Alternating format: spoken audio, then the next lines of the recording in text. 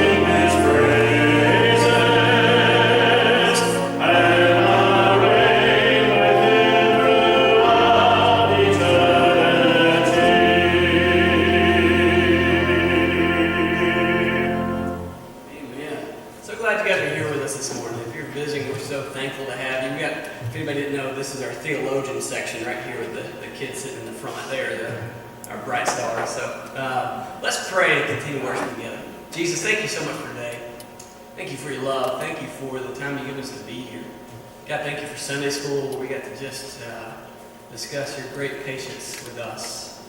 Lord, we're so apt to forget you. Lord, I pray that you would just guide us in the worship this morning. I pray you soften our hearts. Use worship to prepare us for what your word's going to do. God, I pray that you would help us to receive your word this morning, that we would be challenged by it, that we could be changed through it, that we would let it have its purpose in our lives. Lord, we love you so much. It's in your name I pray. Amen. Just take a second. Find somebody you haven't said hi to yet. Shake their hand. Tell them good morning.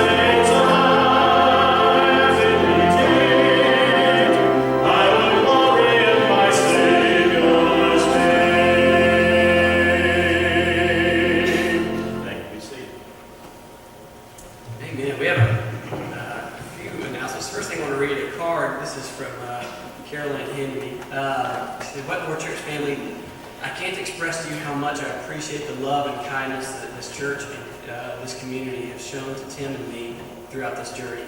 I am thankful that Tim was able to know my Polk County friends. Love, Carolyn.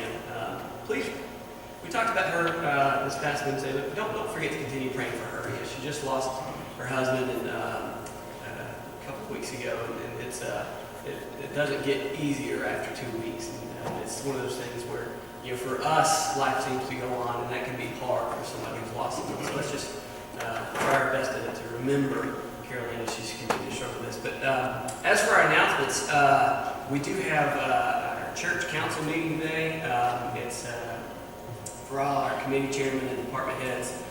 Please be here. And so we're going to be planning through our summer stuff and talking about some of those things. So if you are on the church council, please be here today. I think it's at 4:30. Is that right, Cynthia? Thank you. I have to. She knows everything. So 4:30. Okay, good. Yeah. 4:30 today is that. Next Sunday is Father's Day, so we want to make sure we tell you guys we're going to celebrate that next Sunday evening. So we won't have service next Sunday evening, but we do have service tonight. So if we have our teen kids, we have our student group, and we have our little devotion in here to go through Genesis. So make sure you guys come back tonight. Also, one of the things we want to point out, Doc Chastain's 90th birthday party is going to be at our church on June 17th at 2 o'clock. And our family's hosting the party, and everybody's invited. So if anybody wants to be here on the 17th to celebrate Dot, she's such an important person to us as she's been here for so long. So let's pray for her. Lastly, one thing I want to just point out to, so I know that it says at the very bottom that on our website you can check out our sermons and book recommendations and stuff, but we want to make sure we said this. Dustin pointed out to us that I think he's our sole follower on YouTube. So we do air our services on YouTube every week, and so Christian uploads them. So if you miss one and you want to see whatever we have, you can go on there. You can search Wetmore Baptist Church on YouTube, and you can find us. And I can't take any credit for this whatsoever. Christian's the one that does all those things. So he's done our website and our YouTube channel and everything. So anyways, if you want to, you can follow us. At least make this look a little bit better. There's more than one Wetmore Baptist. So yeah, don't cheat on us now, okay? It's just this one. All right, we're gonna be careful there. All right, that's it for the announcements. Let's continue to worship together. Continue worship hymn number 563. 563.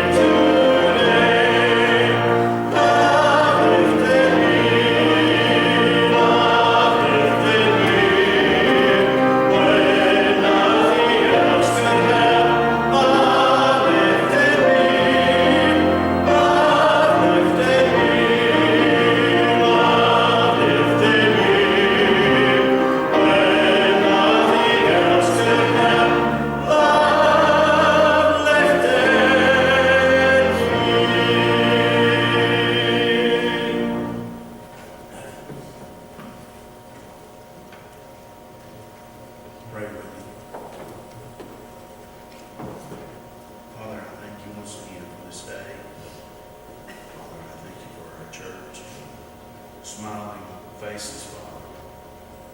Just the joy that we have in each other's presence.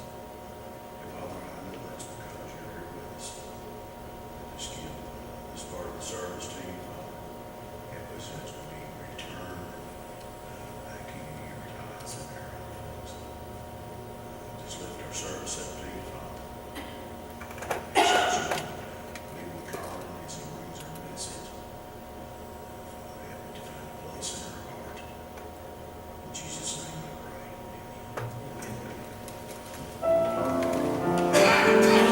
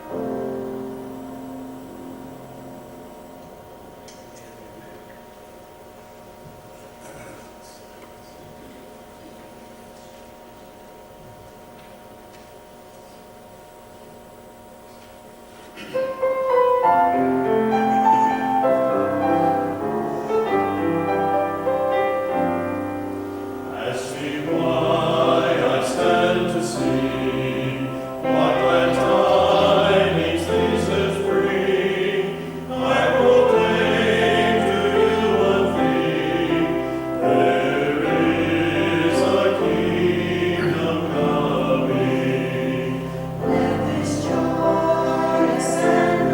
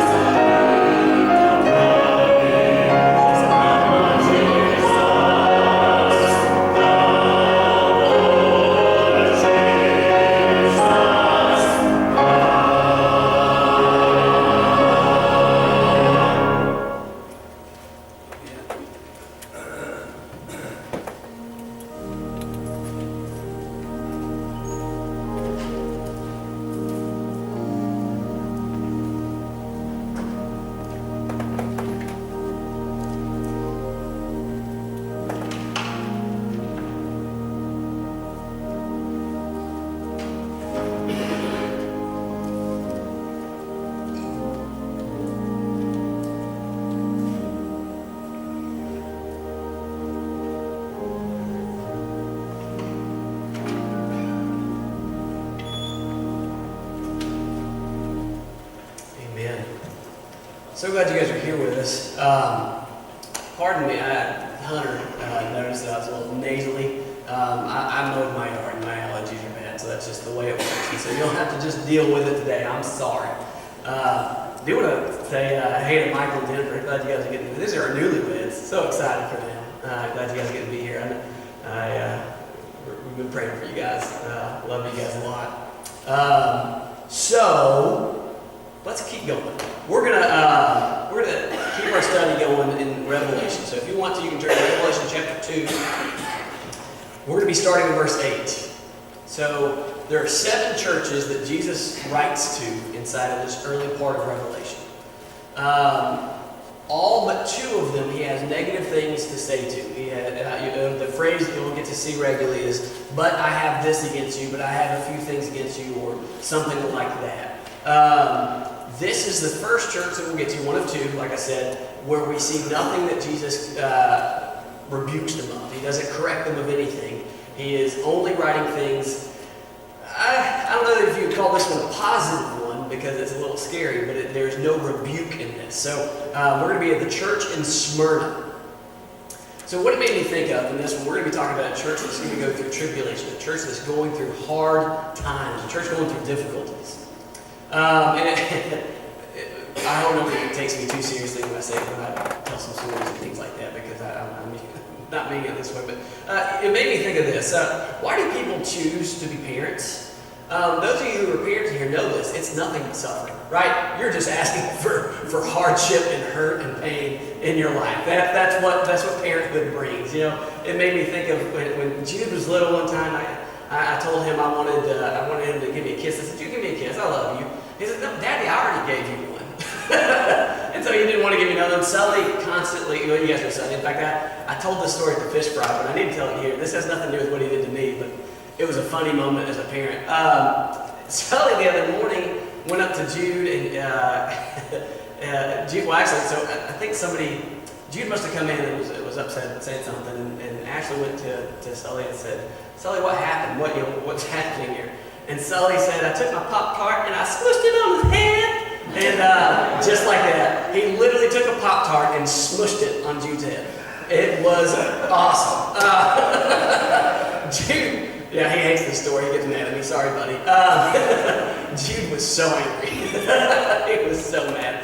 You know, there's times as a parent where you know you should do something like, chastise somebody, but it's just kind of funny, and you're trying not to laugh, and you're like, "Oh, yeah, that was a moment for me." But kids can do things that make life hard, right? They'll kick you, they'll hit you, they test you, they do things that are hard. Why do we become parents? Because it pays off, right? Because it brings so much love. The hardship is nothing compared to the love that we get to experience with our kids, right? And so it pays off. The same thing happens in a more, one that's a little less just goofy. The same thing's true of sports. Why do people like to join sports teams? It's nothing but pain, especially running, right? I goof off with Marshall and him about this a lot, but the running is nothing but suffering, right? That's all it is. It is just saying, I'm going to choose to suffer for X amount of miles. That's it. And so why do we choose to do it? Because it pays off the victory. It feels so good to compete, to work, and it's awesome to get there. And so we let ourselves suffer so that we can experience the joy that comes afterward, right? I don't know very many people that say, "Man, my favorite part of running is not the races, it's the practice." Man, I just love practicing. I love going out and repeating those 800s over and over and over again. It's my favorite. No, that's nobody's favorite. But you do it because the races are great. And because when you get prepared for the race and you get to run and you run well, it feels great. And so that's the thing. Sometimes suffering is required for what we see later down the road. And that's what we're going to get to see here, is a church that's going to experience suffering and hardship, but it's because it's going to do good things inside of the church. Okay. What we see here is it's the church at Smyrna. It says, "And to the angel of the church in Smyrna write." A couple things about Smyrna. Smyrna was a staunch ally of Rome. Okay, so they're a very, very strong ally of Rome. They strongly supported emperor worship. And this included a yearly sacrifice that Domitian introduced there. So they would literally worship the emperor himself. They would worship Rome as a thing. In fact, they built a temple to Rome. And so there was a temple you could go to and worship the empire of Rome. You could offer sacrifices and spend time worshiping Rome. And they definitely supported this emperor worship. It's said to be the most beautiful city in all of Asia. It was noted for its center for science and medicine, and it exists to this day as the Turkish city of Izmir. So this church was here, and presumably we're thinking that Ephesus probably planted a lot of these churches, because Ephesus was one of the first churches we get to see starting in the book of Acts, the very beginning of it, and it kind of moves on. So Ephesus probably was the first church in this whole area, and then it probably planted some churches along the way. And this would be a very dangerous place for the church because of this emperor and state worship, right? This would not be a place that the church would be easy to be in. The Greek word for Smyrna, and this is just a neat little fact, Greek word for Smyrna is the same word as myrrh. That's a perfume for the living and the dead. And like myrrh, produced by crushing a fragrant plant, the church at Smyrna, crushed by persecution, gave off a fragrant aroma of faithfulness to God. So Jesus introduces himself here also in verse 8. He says to the angel of the church in Smyrna write, the words of the first and the last who died and came back to life. So Jesus described himself this way for a few reasons. First of all, I think he's reestablishing the church. Listen, I am God. I am above all. I am here. I was not just a man who came lived a good life as a good person and died a terrible death just to give you an example. He's saying, I am God himself. I am alive, I am active, I am all-powerful, and I care about you, the church. And I think he's saying, listen, you can trust me. I think another thing that he's saying here is saying that he's the first and the last, the one who was dead and came back to life. I think he's reminding them, this church, that they are in good company when they suffer. Jesus himself suffered greatly, right? We know this in his ministry. He was rebuked, he was chastised, and especially if you look at the end of his story, I mean, he was persecuted to the point of death. So Jesus is well acquainted with what persecution looks like. And he's saying to this church, first of all, know that I'm God, I'm alive, and I'm here. I'm here to help you. I'm walking through this with you. B, know that I have walked through persecution too. You are not going through something that I have not been through myself. And so I think he's encouraging this church. And I think he's reminding them that through suffering, we're given life. Because as he said, I was the one who did, and now I'm alive because of Jesus' life, because of what he did. He conquered death, right? And so he's saying, look, if you follow me, if you stay faithful, you remember that death is not the end. This persecution is nothing compared to what you've gained in me. So that's how he introduces himself. And then he says in verse 9, I know your tribulation and your poverty, but you are rich. And the slander of those who say they are Jews are not, but are a synagogue of Satan. Do not fear what you are about to suffer. Behold, the devil is about to throw some of you into prison that you may be tested and for 10 days you will have tribulation. Be faithful unto death, and I will give you the crown of life. He who has an ear, let him hear what the Spirit says to the churches. The one who conquers will not be hurt by the second death. So we're going to kind of walk through that a little bit. And I've got plenty of time. This is one church I should be able to get done in 1 week. Okay, I should. I'm going to be frustrated with myself if I can't. So I'm going to try not to belabor too many things. So the words here that we want to focus on, when he says, I know your works, tribulation, and poverty, what he's saying here, that word know, as we talked about 2 weeks ago when we first started talking about Ephesus, is the word oida. And that means to know entirely. This is not Jesus is getting to know something. This is not he's figuring something out. This means that he absolutely and completely knows something. So he's saying, look, I know the things you're doing. Those works are the general things that we do as Christians because Jesus is in our lives. He's changed us, right? If we're a new creation, there will be works in our lives. What this means is not that we have to do things to earn our salvation. We can't do that. We all know this, right? You cannot earn what Jesus has done. But what he does in us makes us different people. There will be effects of the Holy Spirit being inside of your life. If the Holy Spirit indwelling you, that means that there will be things that come and change you. There will be different ways that you act. Those are the works of a Christian. So he's saying, hey, look, Jesus, I know the works you're doing. I know the good things. I know that you're living correctly. I know that you're doing right things in front of the world. He says also that I know your tribulation. So that word is the word phlipsis, and it means pressure or oppression. When you've been afflicted, don't you just want somebody to know sometimes? You know, when things are hard, when things are difficult for you, don't you just want somebody to know? It's funny how much relief we find in somebody else just being aware of our hurt. Just being aware of the frustration we feel, or the anger we feel, or the hurt we feel, or the sadness we feel. Because that's the thing, is that God's created us that way. And what Jesus is saying, he's already comforting them from the very beginning. He's saying, look, I know your works, and I know what's going on with you, and I know the hardships you're going through. So I want us to think about this again. We need to understand it in the context of the church of Smyrna, and we need to apply it to us as Wetmore Baptist Church as well. This could be read to us as well. So Jesus saying, look, Wetmore, I know the things you're doing, and I know your hardships. Don't think you're alone. You're not. I know what's hard for you. I know what's hurtful to you. I know what's been difficult for you. I know these things. He's telling this church, I'm not ignorant of your oppression. I know it. So we have to ask, though, what was the oppression of this church? And this is a little bit of historical study and contextual study. First of all, we'd say that it would be the Roman citizens because this church would have refused to worship the emperor, right? If they were a godly church, and it seems that they are, then we would think that they're not going to worship the emperor or Rome in the way that was told, in the way that they would have been told to do. And so these Roman citizens would have been oppressing them and telling them that they're wrong. I think they would have been oppressed by the pagan religions because the Christians believed in a God that you could not see, so they were labeled as atheists by these pagans. They were oppressed by the Jews because the Jews in Smyrna are a particular sect of Jews that hated these Christians.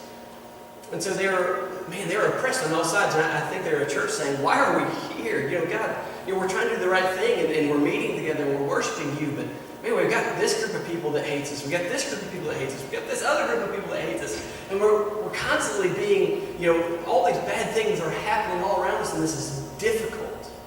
Anybody ever had a hard time at church? I have, right? Sometimes church is hard. Sometimes things go in a way that you didn't expect them to, and it can be just difficult. And I think what we need to be reminded of here is that we're not catching Jesus off guard. He knows when his churches suffer.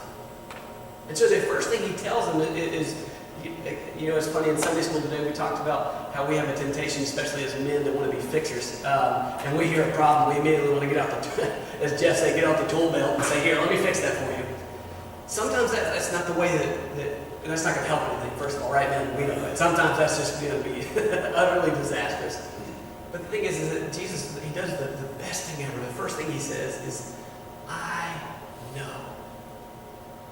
Doesn't that do a lot for us? When someone at least knows what we're suffering? Have you ever been suffering and something's been hard and unexpectedly somebody comes up to you and says, hey, I know.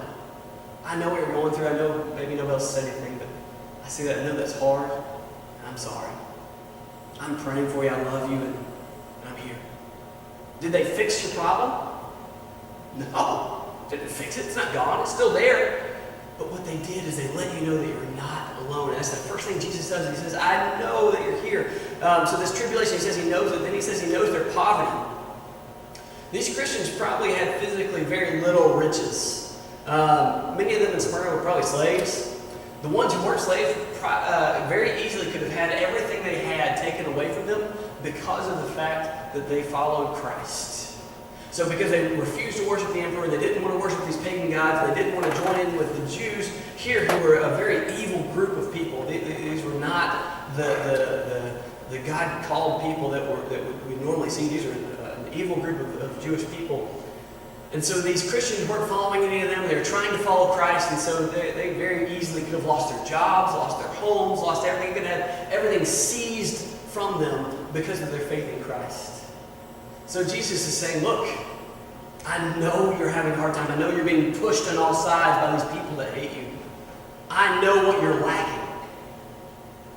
I think we can relate to that. Sometimes it's easy as a church to feel we're lacking, right? Anybody? We've talked about this. Sometimes you'll look at your needs as far as a budget goes, and then you'll look at your income and think, uh-oh. oh no, how do we do this? I know that we as a church have been there.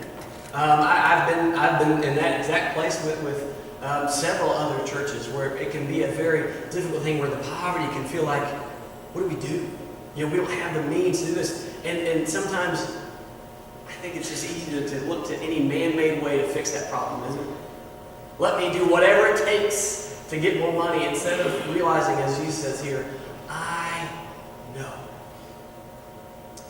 I think we can relate this personally as well. As we're going through tribulations and hard times, as we're going through financial difficulties, I'm sure if I asked the question and had you raise your hand, everyone in here would say at some point in your life you've gone through financial problems, right? Financial difficulties where it seemed you didn't have enough to make do. The first thing Jesus says is, I know.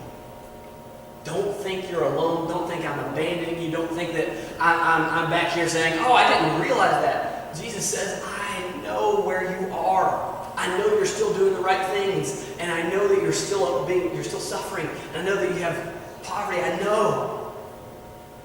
But then he says, but you are rich. Seems a little odd, doesn't it, to tell a group of people that were possibly a bunch of slaves and definitely some people who had a lot of things taken away from them. They were suffering in physical poverty, right? These people didn't have a lot of things that they felt they needed. And so Jesus is saying to them, I know these things, but you're rich. What an odd thing to go through. What an odd place to go. I mean, can you imagine going up to somebody saying, hey, look, and going and telling them, especially if you know they're going through financial real difficulties, and say, hey, I know the suffering you're going through. I know that you don't have the money to make ends meet, but you're rich. I think they'd be like, what in the world? What are you talking about? No, I'm not rich. And I think what Jesus is reminding them of is to look at the things that they have been given through him.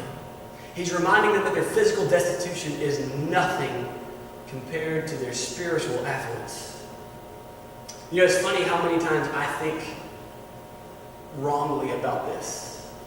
I have never had to resort to begging in order to feed my family, right?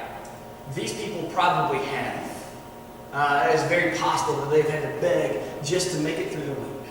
There are plenty of people in the world today that have to beg regularly just to eat. I've never been there, and yet I can forget the spiritual riches that I have while I'm focusing on the physical things I don't. Does that make sense? It is very easy for me to focus only on the things I don't have. Say, man, I need this, and man, I need that, and man, if I had this, and I so quickly forget how rich I am in Christ. I so quickly forget that he has blessed me beyond belief, that I have a beautiful, wonderful family, that we eat, that we have the things that we need, that I have great friends, that I have a great church. I forget all these great things because I'm so focused on, man, wish I had that. I know those people do, and I know maybe someday. Isn't it crazy how that describes so much in the American church, that we need the same reminder? Quit looking at what you don't have all the time, especially, man, we're not suffering anywhere near like this church in Smyrna is, and we still do this, where we just look at all the things we don't have. And Jesus is saying, stop.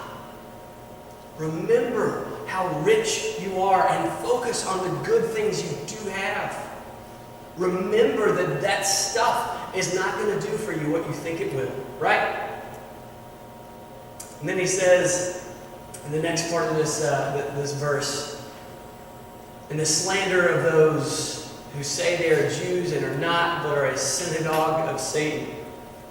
All right, this passage kind of catches your eye, right? Whenever Jesus is calling somebody a synagogue of Satan, it's kind of strange, but apparently since these Jews had no problems out of the government in Smyrna, right? So these Jewish people were living there, and they were functioning well in Smyrna. So we would definitely make the assumption that they are functioning well inside of this emperor worship, right? This worship of Rome. So these are Jewish people who aren't even abiding by Jewish laws well. He says they're not even Jews, they're a synagogue of Satan. They're not even functioning in the way that the Old Testament Jews should have, is what we'd assume even. And so this group or this synagogue here was fine with saying, yeah, that's fine. We'll take a day out of the year, we'll worship the emperor, and that's okay. That doesn't bother us. And so they were sellouts. They not only did they reject Jesus, but they also were corrupted by the world. And they are blaspheming these Christians in the world. You know what it reminds me of a lot whenever you hear about this, a group of people that just blast the church. The sad thing is that this is happening from outside the church here. What I see a lot today of as far as this happening is this happens from within. Anybody ever seen that? You know the medium that it happens on the most? Social media. Right? You get on social media and you see just people just tearing down the church, just blasting it and saying all these terrible negative things. And I think that is just one of the saddest things in the world to me. Because even though, and let me be the first to say this, Wetmore Baptist Church, in case anybody in here is deluded, okay? I'm making a confession. We're not perfect. Sorry. I hope, if you need to leave now, you can. I would hate to ruin that experience for you. I'm far from it myself, so please know that we're not perfect here. But the thing is that to go and in a public format to bash the church is a scary thing to me. Because Jesus cares greatly for the church, doesn't it? It's his bride. We're his body.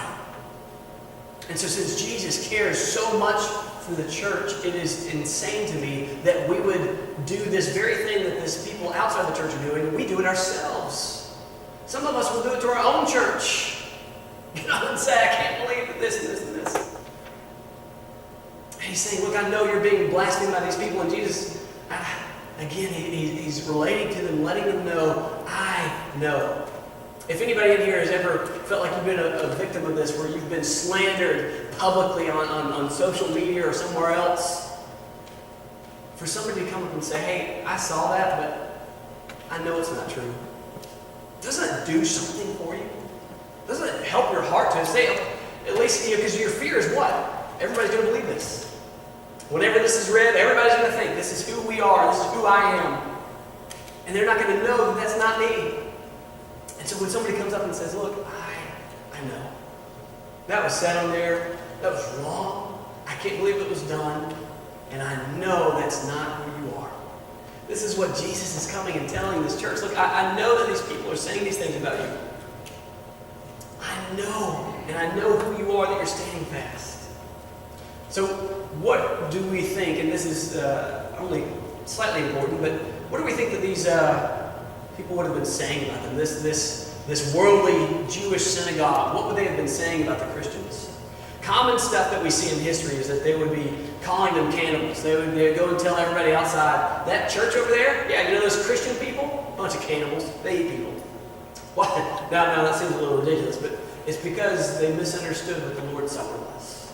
You know, whenever Christians celebrate the Lord's Supper, they'd say that this is Christ's body, Christ's blood.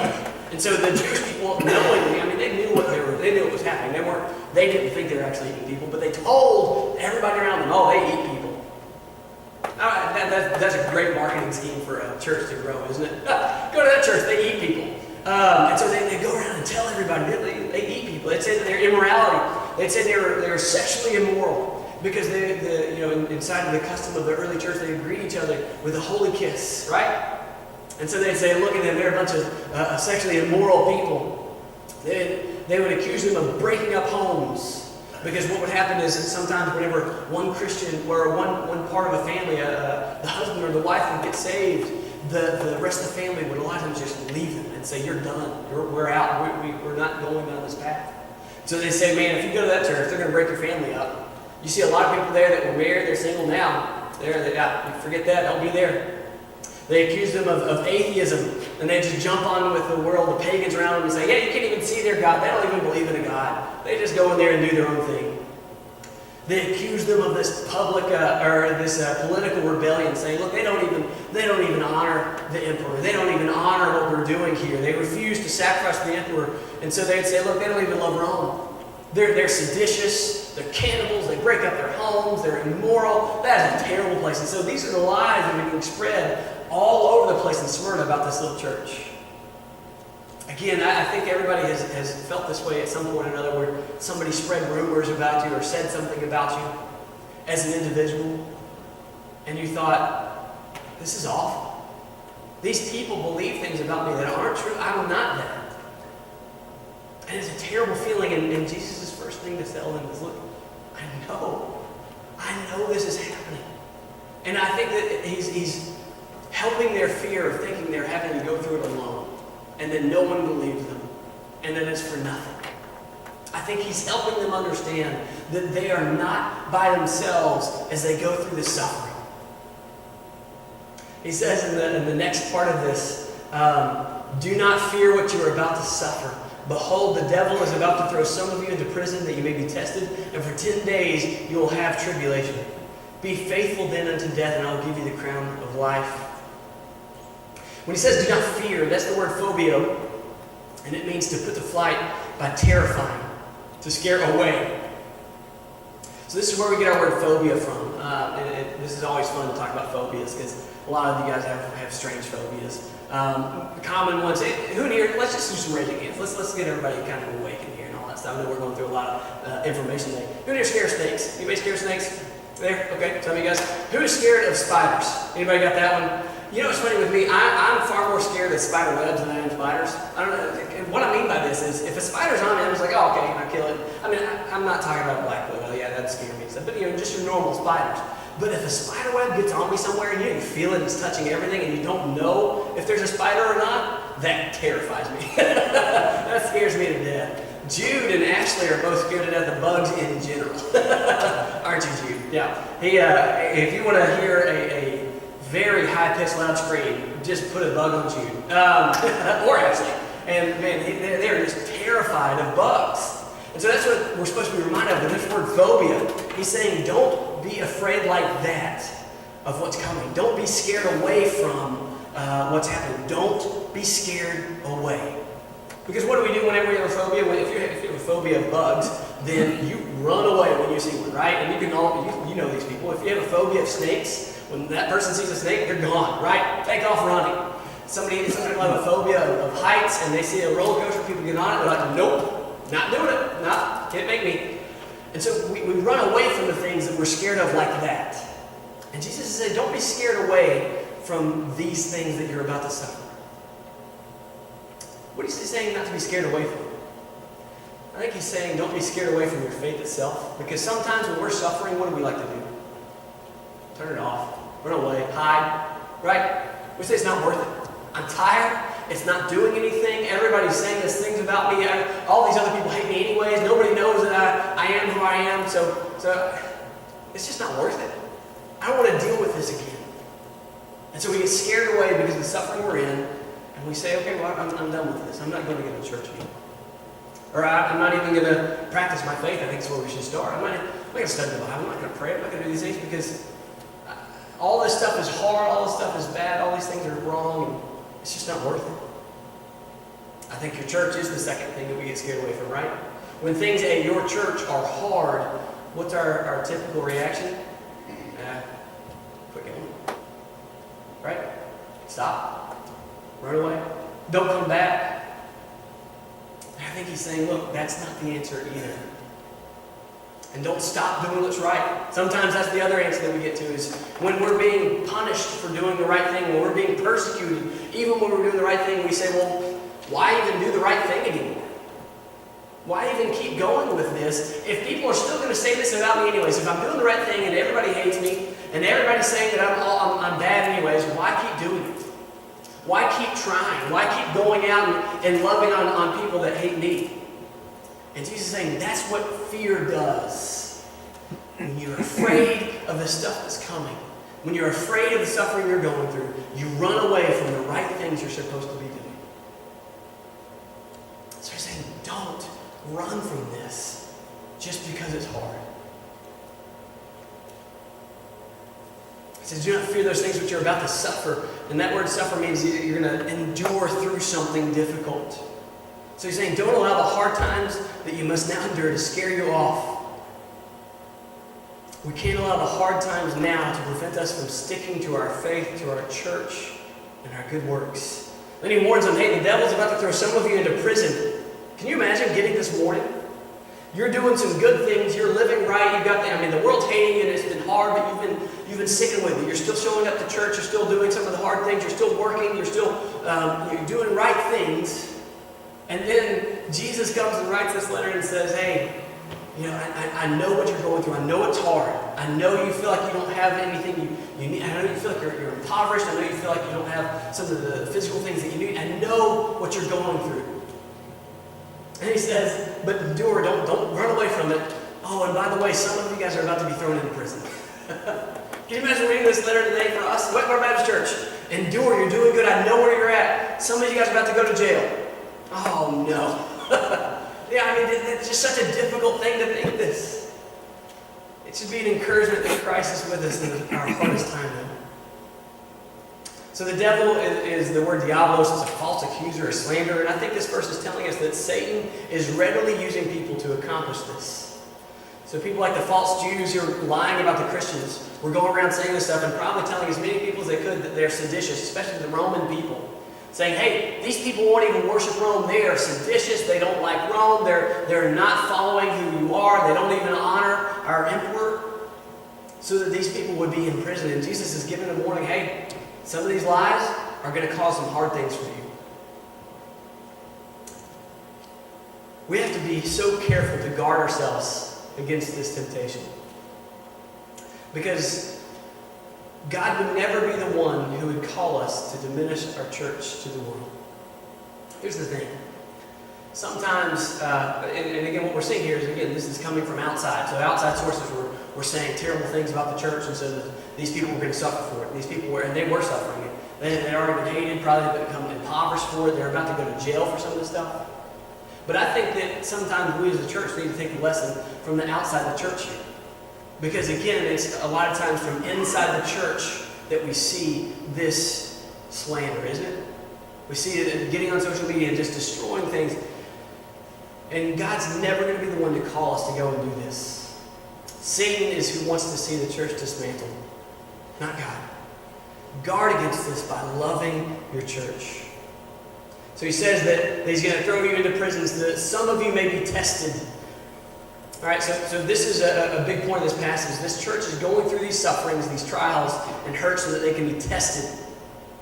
Many times we want to believe that we go through difficulties because God is too busy to protect us from everything, or that he simply has to allow sin to take its course in the world. But that's not true. God desires for us to go through difficulties to test our faith, that we may grow.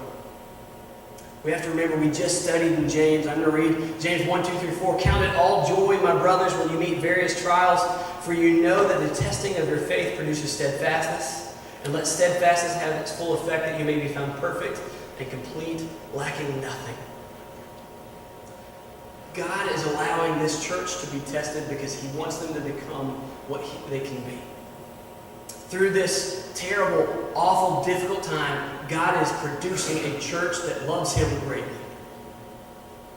The same thing we talk about with sports, right?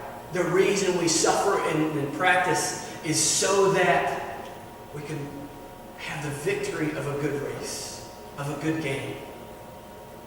Jesus is going to use these things that they're going through to refine and produce good things inside of this church. He says you're going to have this tribulation for 10 days. He gives them a concrete time period for their suffering, which is, that's really nice because sometimes, man, wouldn't it be great to know, hey, in a week and a half, all these hard things, or at least some of them, they're going to be gone. You can make it for 10 days. When we have a time frame, sometimes we know we can make it, but when we don't, sometimes, and usually God doesn't give us a time frame, does he? Usually it's just, hey, endure. I'm here and I know. And he says, be faithful unto death, and I'll give you a crown of life. So this is the second command that Jesus gives the suffering church. The first thing is don't be afraid, don't be scared away. The second one is to be faithful. Be faithful, he says unto death, but I think that means be faithful regardless of what it costs you. Sometimes when we're suffering, when things are hard, when things are pouring in on us, it's easy to stop being faithful, isn't it? It's easy to give up, to run away, to hide, and to quit. But Jesus is saying, look, I know you're suffering. You're not alone in it. I'm here with you. Be faithful. Don't stop. Don't give up. Don't quit. I'll give you the crown of life. He who has an ear, let him hear what the Spirit says to the churches. The one who conquers will not be hurt by the second death.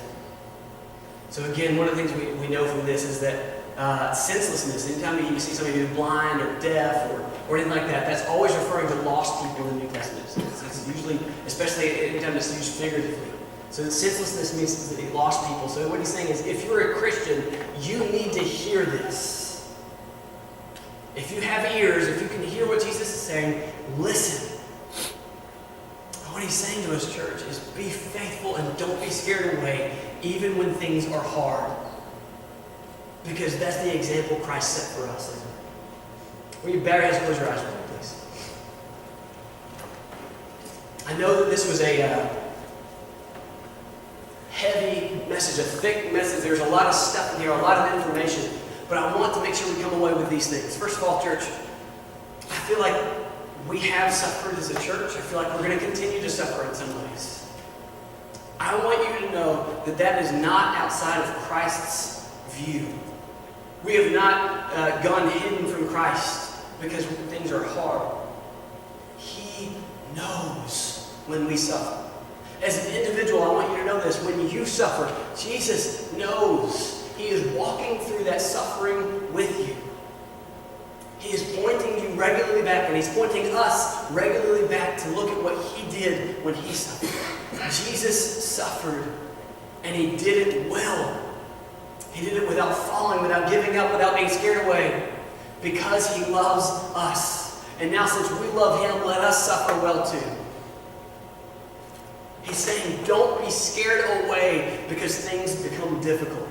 Don't be scared away from your faith. Don't be scared away from your church. Don't be scared away from doing what's right because things get hard.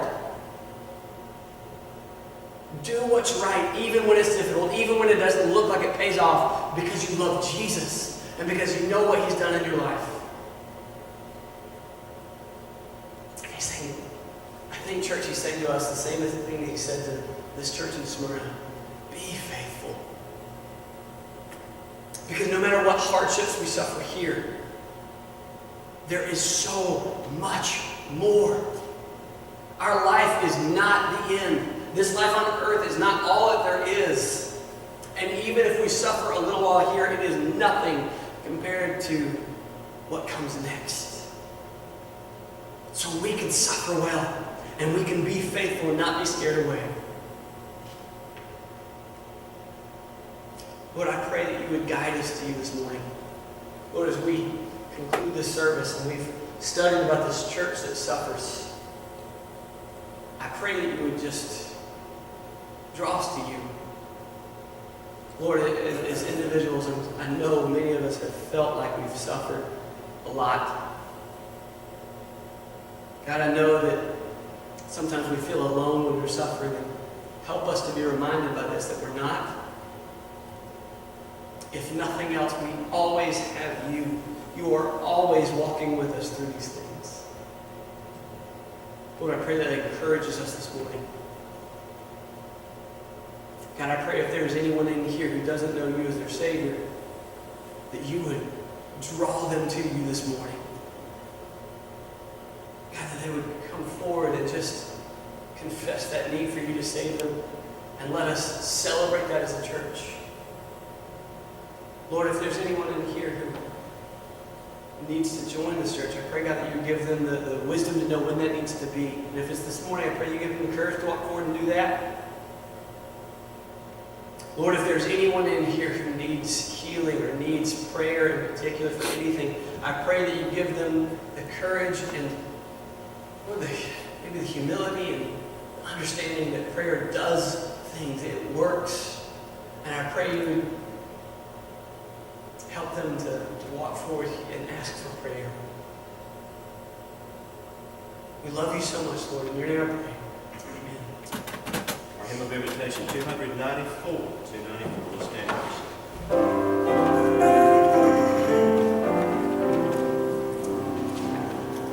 Jesus is Savior and Lord of my life, my hope, my glory, my own.